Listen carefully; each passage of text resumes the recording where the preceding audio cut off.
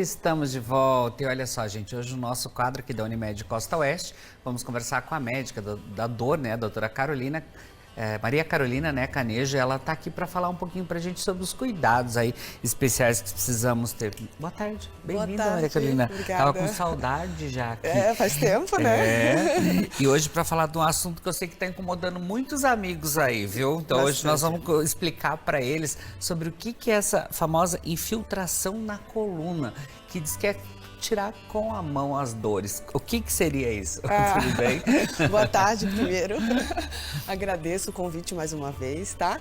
Mas deixa eu te falar, na medicina da dor, a gente usa muito essa infiltração da coluna para aliviar a dor, que é um procedimento que a gente faz, é um procedimento minimamente invasivo, que você vai com agulha para poder diagnosticar ou mesmo tratar e aliviar a dor, se você já sabe a origem da dor, né, na coluna.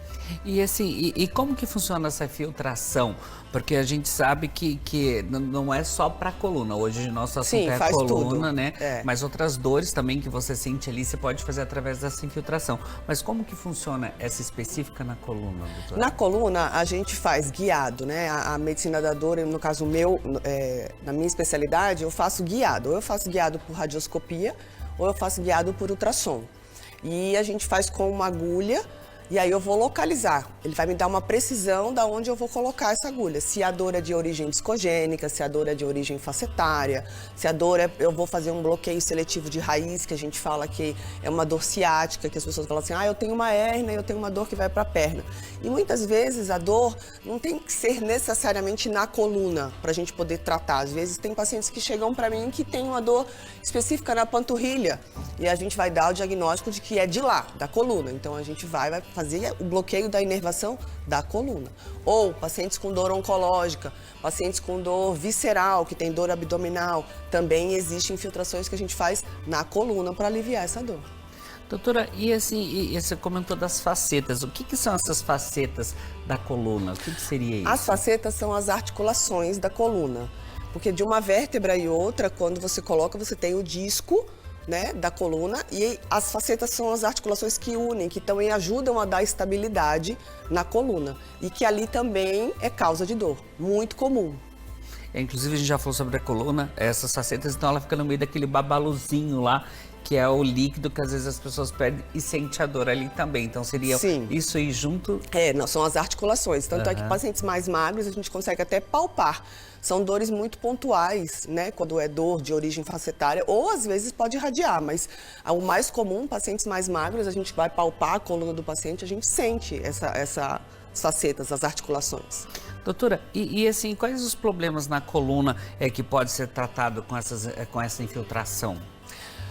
Dores ciáticas, dores radiculares, que é só mesmo quando a gente fala ciática, do nervo ciático, mas é uma dor cervicobraquialgia, pacientes que têm dor por inervação da cervical, dor facetária, de origem facetária, que são a inflamação dessas articulações, dores oncológicas, que a gente pega no sistema nervoso autônomo, que tem uma localização da coluna, que a gente também consegue fazer infiltração, pacientes que têm dor do disco, que é a dor discogênica, pacientes de origem que têm dor muscular, então a gente vai próximo à coluna. Então são vários pontos da coluna que a gente consegue fazer a infiltração e dar diagnóstico da origem da dor.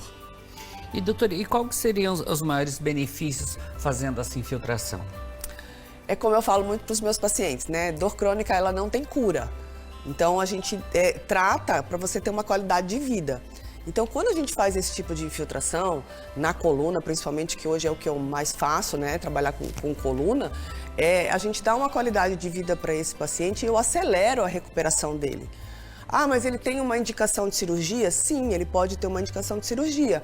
O cirurgião passa para mim, tem uma indicação de cirurgia, mas tem o trâmite para poder liberar para a cirurgia, né? Então, você pode fazer o quê? Uma analgesia, a gente fala que é uma analgesia. Então, tem indicação o paciente que não tem indicação cirúrgica e até mesmo os que têm, que estão internados, eu quero aliviar a dor dele, que medicação venosa não melhora, medicação de via oral não melhora. Então, eu dou uma qualidade de vida para que ele vá se reabilitar melhor, para que ele acelere a recuperação dele. Porque tudo que ele vai fazer num pós-operatório, fisioterapia, analgesia, medicação, eu falo para os meus pacientes, eles têm que fazer pós a minha infiltração. Porque a gente está evitando que ele futuramente vá para uma cirurgia, que é quando um cirurgião manda para mim um paciente, por enquanto não tem uma indicação cirúrgica. Então, vamos tratar, fazer infiltrações. Se tiver que fazer infiltração uma vez, 2 vezes, depende da data, depende de como o paciente, depende da reabilitação dele. E não tem por que ficar sofrendo com dor também, né, não, doutora? Não, a gente tem Mesmo que ensinar. se tem indicação de cirurgia ou não, você pode aliviar isso enquanto espera ou para aliviar enquanto não precisa da cirurgia, Sim. né? Mas, doutora, como que é a relação da hérnia de disco e a infiltração na coluna? Que a senhora antes comentou da hérnia de disco, né? Como que elas trabalham ali? Quando um paciente fala assim, eu tenho uma hérnia de disco, mas não necessariamente a dor dele é da hérnia. Ele pode ter dor de origem facetária, ele pode ter dor pelo processo degenerativo do disco, porque ele fez a hérnia e às vezes o que é a hérnia? Vai sair um pouco do disco para fora e às vezes vai encostar na raiz do nervo. E essa raiz do nervo, o paciente tem dor, que é o que eles falam, dor na perna, dor que vai para o braço. Então, quando a gente faz essas infiltrações, eu preciso saber, através de exames complementares, exames físicos, eu vou saber aonde é a origem dessa dor dele. Então, se eu vou fazer a infiltração no disco ou se eu vou fazer a infiltração na raiz, que é o que eu falo de bloqueio seletivo de raiz. Então, eu vou na raiz do nervo para tentar tirar esse processo inflamatório aonde fica emitindo essa dor. Eu não tiro a hérnia. A hérnia, ela continua lá. Eu só regrido no sentido de processo inflamatório com a minha infiltração. Doutora, e já referente à artrose e a relação da filtração, como que é essa relação? Já muda aí também? Muda a localização onde eu vou fazer a infiltração. As artroses facetárias são comuns, tanto no adulto jovem, por exemplo, artrose facetária de região cervical, torácica, ou nos mais idosos também tem a artrose facetária lombar, que é muito comum. Os idosos, eles geralmente, você pode perceber que com o passar da idade, eles vão andando cada vez mais arqueados. Por quê? Porque essas facetas, elas formam a artrose e os pacientes, por dor, eles vão curvando. Tanto é que quando você pede para um paciente fazer uma hiperextensão, eles sentem muita dor. Então, é um dos indícios de uma provável dor de origem facetária. Então, a gente faz infiltração também. Faz infiltração guiada com ultrassom, faz infiltração guiada por radioscopia. Depende de cada paciente. Doutora, e existe, assim, alguns efeitos colaterais na infiltração? Tem alguma coisa que as pessoas precisam se preocupar? Olha, geralmente eu peço para os meus pacientes saberem, me dizer as medicações que ele usa de pressão alta, diabetes. Por quê? Porque se o paciente é um paciente descompensado, seja na hipertensão, seja no diabetes, que é o principal, ou mesmo faz uso de anticoagulantes, a gente evita fazer essa infiltração de imediato. Eu tenho que compensar o paciente, eu tenho que ver como que ele vai agir. Por quê? Porque quando eu faço o primeiro bloqueio, que eu chamo de bloqueio teste terapêutico, né, que é para poder testar a real origem da dor. Eu acho que a dor é de origem facetária, mas pode ser que não seja de lá. Pode ser que está simulando uma dor de origem facetária e que não seja uma dor de origem muscular. São diagnósticos diferenciais. Então, quando a gente vai avaliar esses efeitos colaterais, quando eu vou fazer o primeiro procedimento, a gente geralmente faz com corticoide. Depende da origem, da localização da coluna. Por quê? Porque eu vou usar um corticoide de depósito ou não vou usar um corticoide de depósito. Então, esse corticoide de depósito e a quantidade que eu vou usar, ela pode alterar a pressão, pode alterar a diabetes. Então, eu geralmente oriento o meu paciente em relação a isso. Doutora, e agora já existe também contraindicações contra a aplicação?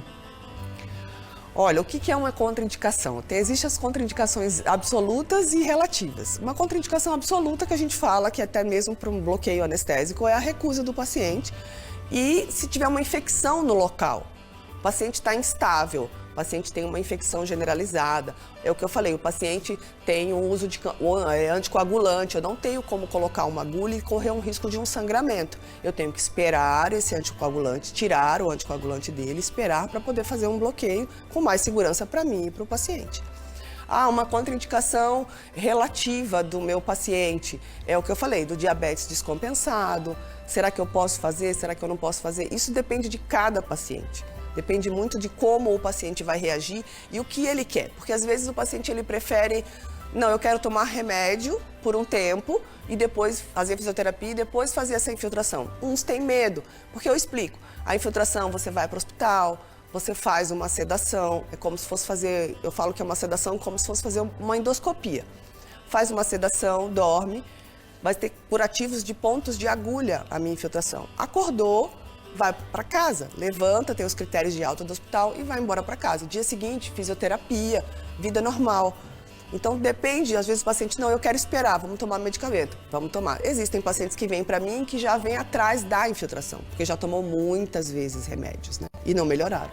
Doutora, e assim, e a cada quanto tempo precisa fazer uma infiltração? Tem um tempo certo? Depende de cada paciente? Como que funciona para fazer? Ou você pode repetir, de repente passou um tempo, posso fazer novamente uma infiltração? Como que funciona? Olha, geralmente quando eu faço a primeira infiltração, são infiltrações que a gente chama de bloqueio teste, né? Que é como eu falei.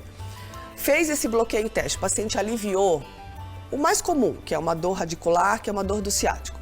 Fiz um bloqueio seletivo de raiz, o paciente teve uma melhora, ele vai para fisioterapia, ele vai para reabilitação, atividade física, fortalecimento muscular, porque eu bato na tecla de atividade física o tempo inteiro para eles, não importa a idade, não importa a atividade já não é mais física. Desculpa da dor, né? Se já não tem dor, pode ir. Não, é o que eu falo.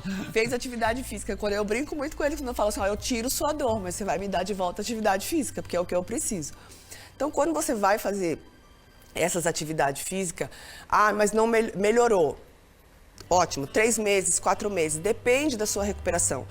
Um paciente com uma artrose facetária, por exemplo. A gente fez um bloqueio teste, ele teve uma melhora, o idoso. Claro que o idoso ele demora muito mais para fazer uma reabilitação do que um adulto jovem. Então, existem outros tipos de procedimentos que são infiltrações, mas que são procedimentos que a gente fala de radiofrequência, são procedimentos que a gente usa com medicina regenerativa, que é com sangue, existem procedimentos que a gente faz com proloterapia, que ajuda a fazer e melhorar essa condição do paciente, acelerar. Então não tem uma data, às vezes acontece de eu fazer uma infiltração num dia e eu precisar, o bloqueio teste deu negativo, meu paciente está internado, eu preciso fazer outro, eu faço no dia seguinte. Não tem problema, mas vai muito da reabilitação do meu paciente e como ele vai reagir à infiltração. Mas algumas então chegam a durar 4, 5, 6 meses. Sim, eu tenho pacientes tranquilo. que duraram 2, 3 anos que estão sem dor. Eu tenho pacientes que voltam para mim. Eu voltei porque eu fiquei 3 anos sem dor nenhuma. Aí voltou. Ou também já apareceu a dor em outro lugar, né? Que a gente chega numa idade aí que vai aparecendo várias dores ali. Eu entendo um pouco de filtração que eu precisei fazer uma no joelho. Por isso que eu falei, é como se tirar com a mão. É muito bom o alívio e você ter uma vida e vida que segue poder trabalhar sem dor. Doutora, gratidão. Obrigado. Obrigada. Venha mais vezes, não demora Sim, tanto. com certeza. Obrigada. Espero que vocês tenham gostado aí do nosso bate-papo, entender um pouquinho mais como que funciona a medicina da dor também e os cuidados. Bom, bora para o intervalo? A gente vai para o intervalo rapidinho.